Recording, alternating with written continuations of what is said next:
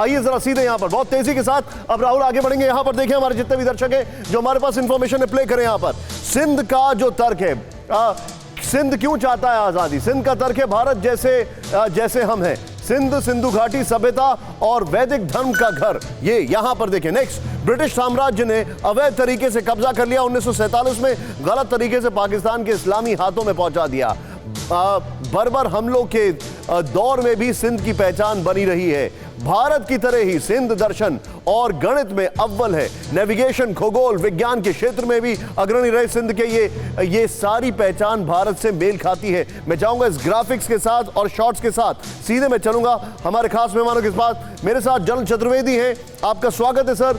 मेरे साथ farmer ambassador Vishnu प्रकाश sir हैं, आपका भी स्वागत है सर। सबसे पहले विष्णु प्रकाश सर, मैं आपसे जानना चाहूंगा सिंध का जो रिवोल्ट है इसको आप कैसे असेस करेंगे, खासकर सड़कों पर प्रधानमंत्री मोदी के पोस्टर और क्या, how do you assess this sir?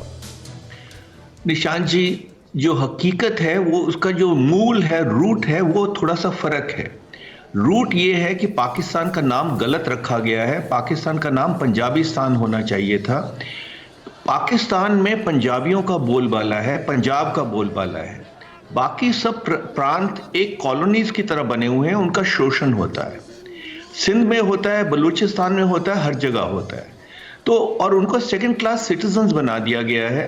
तो ये उसका मूल कारण ये है, और उसके कारण लोग वो अति हो गई है और लोग परेशान हो चुके हैं। अभी आपको हम जिक्र कर रहे थे कुछ महीने हफ्ते पहले कि जब एक सिंध के डीजी को, जो सिंधी थे, उनको आर्मी के कहने पे अरेस्ट कर लिया जाता है, तो एक प्रांत की, एक सभ्यता की प्राइड पे, इज्जत पे फर्क पड़ता है। तो ये हो रहा है वहां, और उसके कारण समाज उनका इस्लामाबाद के सरकार के ऊपर कोई विश्वास नहीं है। बलूचिस्तान में जो होता है वो आपको पता है। तो इसलिए वो दुनिया से अपील कर रहे हैं कि आप हमारी जो राइट है, हमारी ह्यूमन राइट्स हैं, हमारी जो पहचान है, उसको बनाने में मदद कीजिए। ओके, मैं जनरल चतुर्वेदी के पास जाना चाहूंगा। सर, अभी के जो हालात है, एक स्कूल ऑफ थॉट था वो बार बार ये कहता था कि क्यों ना पाकिस्तान को डिवाइड किया जाए, लेकिन यहां पर तो इंप्लोजन होता दिखाई दे रहा है। पाकिस्तान अंदर से खुद टूट रहा है। हम बीच बीच में चाहूंगा राहुल वो 2 विंडो वाले विजुअल्स भी दिखाएं। पीओके हो, सिंध हो, बलोच हो, हर जगह दिखाई दे रहा है। तो क्या आपको लगता है कि इंटरनेशनल कम्युनिटी को सोचना चाहिए इस बारे में?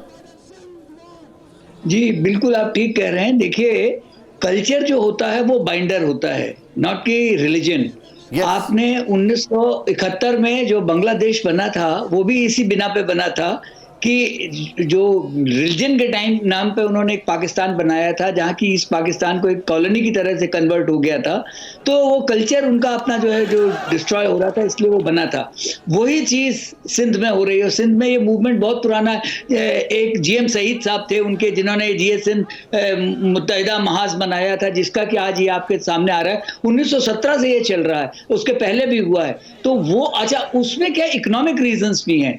आप ये समझ लीजिए कि जो सखर बेल्ट है वो आज पूरी तरह से सलाइन हो गई है, क्योंकि इंडस का पानी, समुद्र का पानी अंदर आ रहा है, क्योंकि उसमें जो पानी जो ऊपर से इंडस में आ रहा है सिंधु नदी में, वो सब रास्ते में ही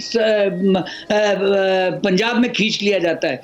तो इसलिए पानी उसमें बचा नहीं है। तो ये जो उनकी इकोनॉमिक एक्सप्लॉयटेशन हो रहा है, उनके कल्चर का एक्सप्लॉयटेशन हो रहा है, जो उनकी रिलीजियस माइनॉरिटीज है उनका एक एक्सप्लॉयटेशन हो रहा है। और अगर आप याद कीजिए 1947 में भी जब ये सिंध की जो लेजिस्लेटिव काउंसिल थी, सुमरो साहब थे उस वक्त, उन्होंने भी वोट पाकिस्तान के खिलाफ दिया था, लेकिन इस्लाम के नाम पे उनको दबोच लिया गया था। तो ये जो उन्होंने बनाया है, तो वहां पे जैसे कि विष्णु साहब जी ने बहुत अच्छी बात बोली कि वो पंजाबिस्तान होना चाहिए। तो वो जो एक उनके जो कल्चर को दबाया जा रहा है, उससे वो रिलेट नहीं कर पा रहे हैं।